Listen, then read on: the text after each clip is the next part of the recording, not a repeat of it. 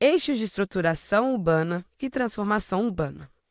Os eixos de estruturação urbana da transformação urbana têm o objetivo de orientar as transformações urbanas nas proximidades dos eixos de transporte, definidos pelas características de cada meio de transporte.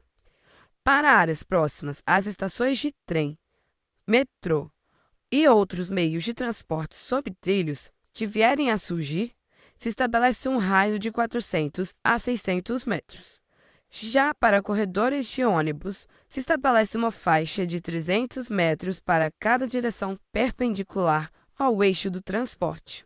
Visando a qualidade urbana dos eixos de estruturação, são definidos alguns parâmetros: uma cota máxima de terreno por unidade habitacional, tamanho de lote mínimo, fruição pública de no mínimo 250 metros quadrados, localizada junto ao alinhamento viário, no nível da calçada e permanentemente aberta, aumento do coeficiente de aproveitamento, proibição de muros contínuos, tamanho mínimo de testada, desincentivos às vagas de garagem, largura das calçadas de no mínimo 5 metros de frente quando voltadas para o eixo de estruturação e 3 metros nas restantes das áreas de influência.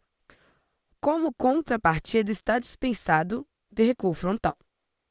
Fachada ativa, contestado maior que 20 metros, construído no nível da rua, com acesso direto pela calçada e incentivo ao uso misto.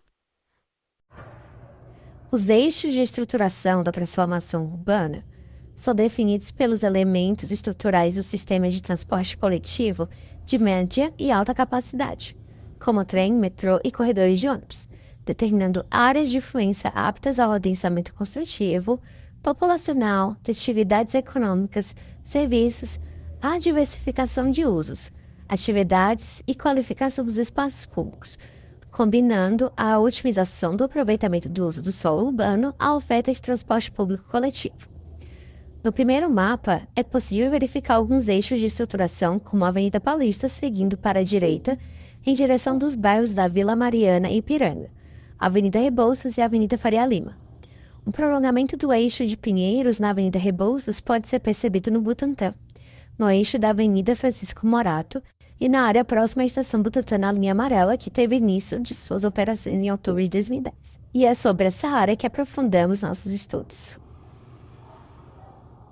Acompanhando os mapas da esquerda para a direita e de cima para baixo, podemos ver a área deste raio de estruturação, com destaque no centro do mapa em vermelho, e o ponto amarelo onde se encontra a Estação Butantã.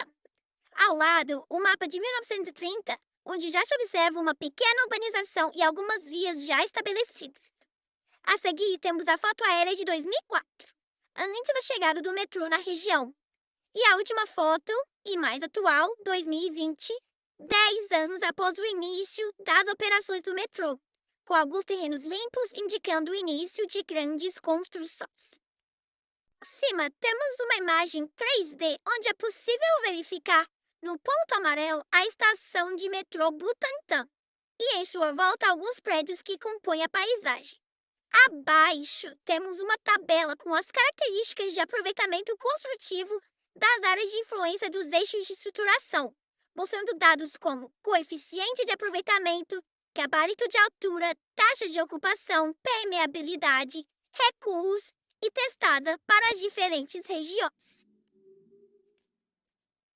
Segundo dados dos mapas disponíveis no GeoSampa, seguimos com a análise de adensamento urbano, onde percebemos que a grande maioria da área escolhida tem um pequeno adensamento, de até 92 habitantes por hectare.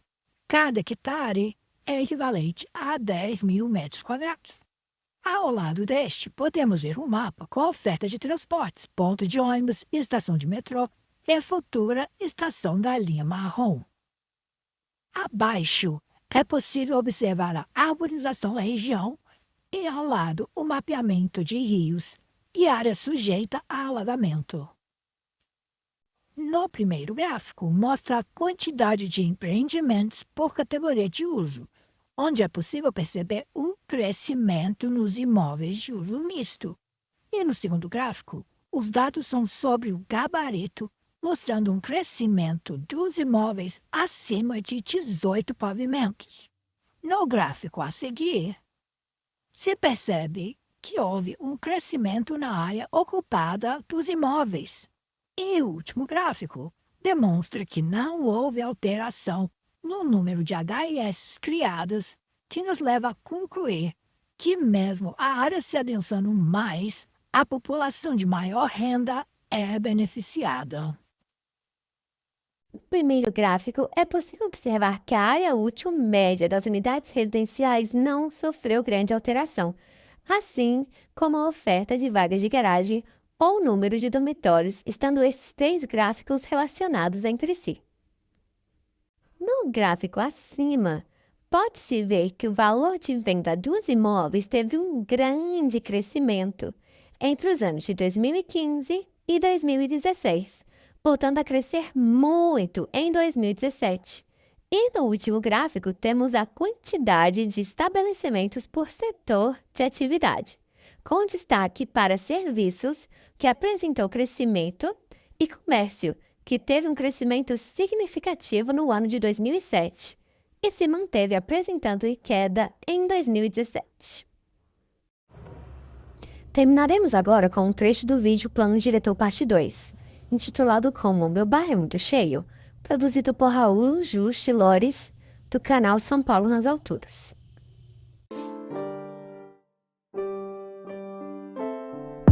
Pinheiros tem 8.000 moradores por quilômetro quadrado. O Itaim e Moema, 9.000 cada.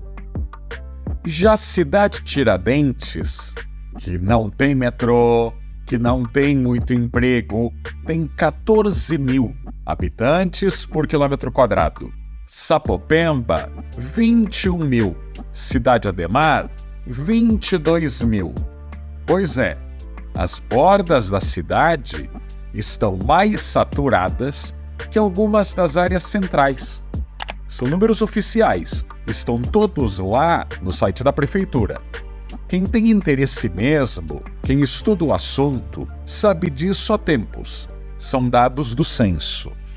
Repetindo, Pinheiros, Itaim e Moema têm entre 8 e 9.000 habitantes por quilômetro quadrado.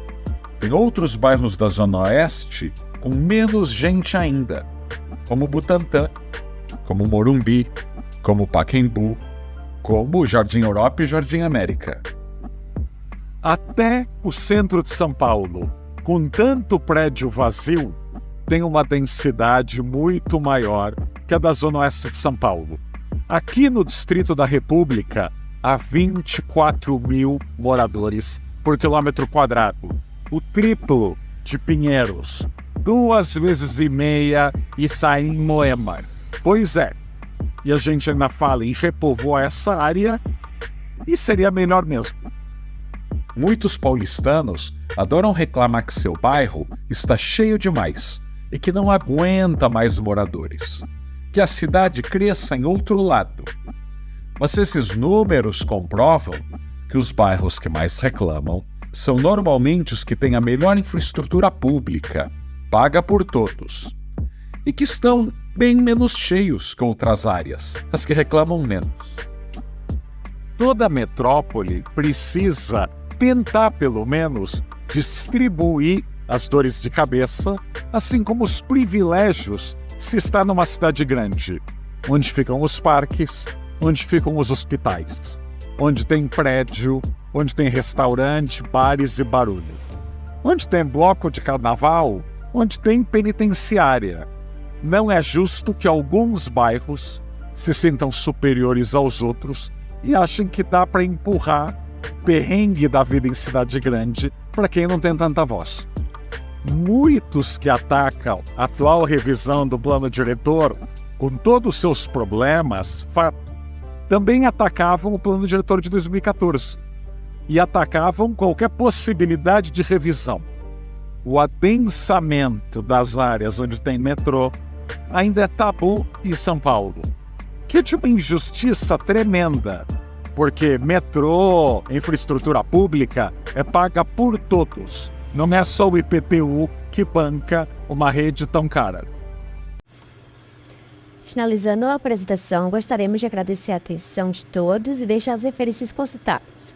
Este trabalho foi desenvolvido e apresentado pelas alunas Cíntia, Gabriela, Yarli, Iris, Keila e Lorena, do 7º semestre da FMU FIANFAAM, para a disciplina de Projetos de Urbanismo e Paisagismo Cidade, ministrado pelo professor Braz Casagrande.